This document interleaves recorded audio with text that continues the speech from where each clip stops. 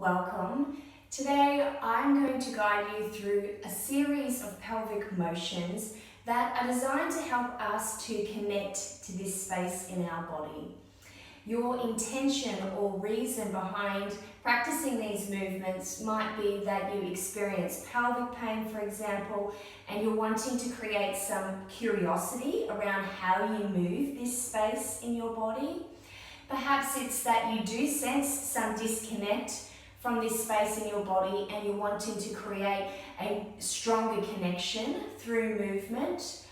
Or it may be that you engage in higher impact, higher intensity exercise and you're wanting to bring some stillness and softness to your body and to your movement practice. So we're going to start in a 4-point kneeling position, and I will provide some guidance around the motions in your body, but this is really about you bringing some curiosity towards how you move in your body and using this as a little bit of an experiment to feel into your body. So just bringing the hands underneath the shoulders and the knees underneath the hips. We're just going to make any small adjustments that will bring you into a really comfortable position here. And then we're going to begin by a circular motion of the pelvis. And if you can imagine the two sit bones, imagine yourself just drawing little circles with your sit bones. Bringing some smoothness and softness into your body and into this movement. And then taking it into the other direction. And these are very subtle, small movements in the body.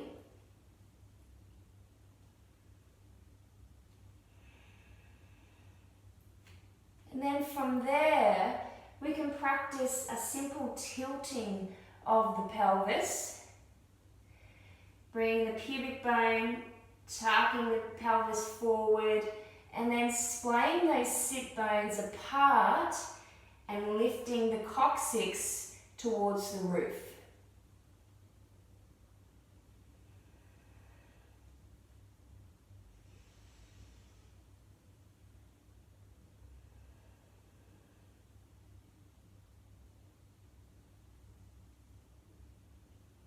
And lastly, in this position, just closing down the side body, bring the hip closer towards the shoulder to bring a real side to side motion and movement of the pelvis.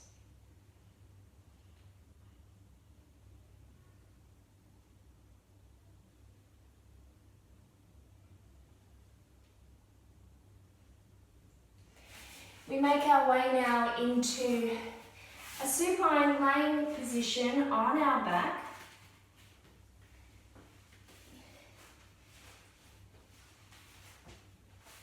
And just bring the feet to rest about hip distance apart. And from here we're going to bring our awareness to our sacrum, the triangular bone that sits at the bottom of our spine. And we're going to focus on this area and using a clocking motion, a circular motion. You can almost imagine a round bowl, and the base of that bowl, we're just going to tilt and circle around the base of this sacrum. So, again, hip distance apart with the feet.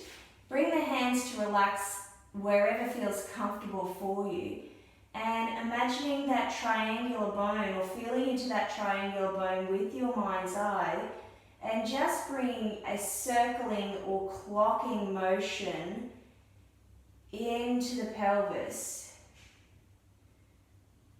Using as little effort as possible, and just noticing how you may be able to create a smoothness and perhaps any areas of rigidity in your motion. And if you do find a particular area that feels quite sticky or rigid, you might like to just focus on that area and practice in that particular area for a couple of moments, and then continue on with your clocking. And then, of course, taking it in the opposite direction.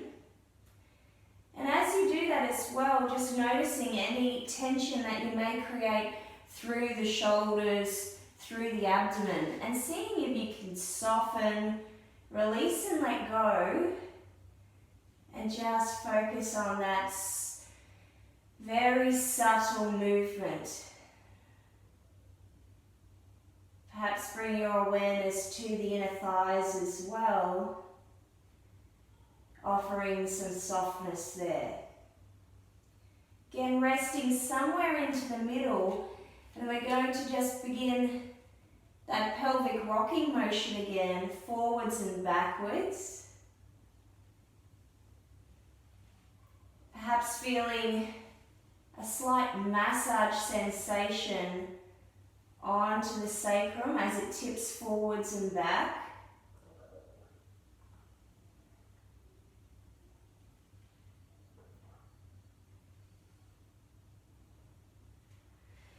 And then bringing one leg to straighten, taking the hands above the opposite knee, and then just bringing it in for a hug, softening through the hip. A couple of breaths there.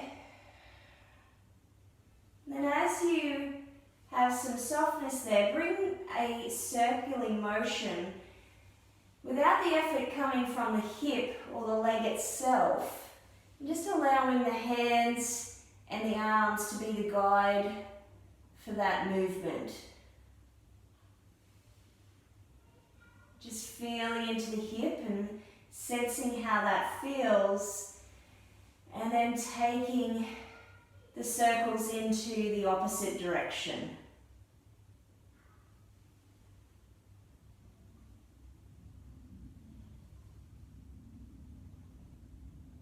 One last hug inwards, straightening that leg, taking the opposite, bringing it in for a gentle hug. And then taking that circular motion, again remembering the effort is coming from the arms, and we're softening and letting go through the hips, through the inner thighs, through the buttocks.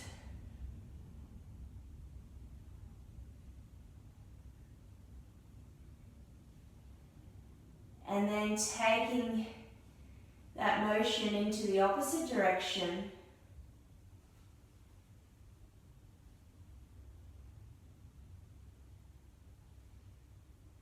And then one last hug in, a lengthening of the legs. And we're going to finish in one of two positions. You can either have the knees falling inwards, the feet stepping out towards the edges of your mat or wider than the hips, and then just bringing the hands onto the belly or the lower belly. And the alternative position is that the feet come together and rest onto your mat and let the knees fall outwards. In this position, you might like to use perhaps a pillow or something underneath the knees to give you support, or if it feels comfortable without it, you can just let the legs go and then bring the hands onto that lower part of your abdomen below the belly button. And just finishing with some belly breaths, guiding the breath all the way down to the pelvic floor and the lower abdomen. And with each breath in, feeling that softness through the abdomen and the softening of the pelvic floor.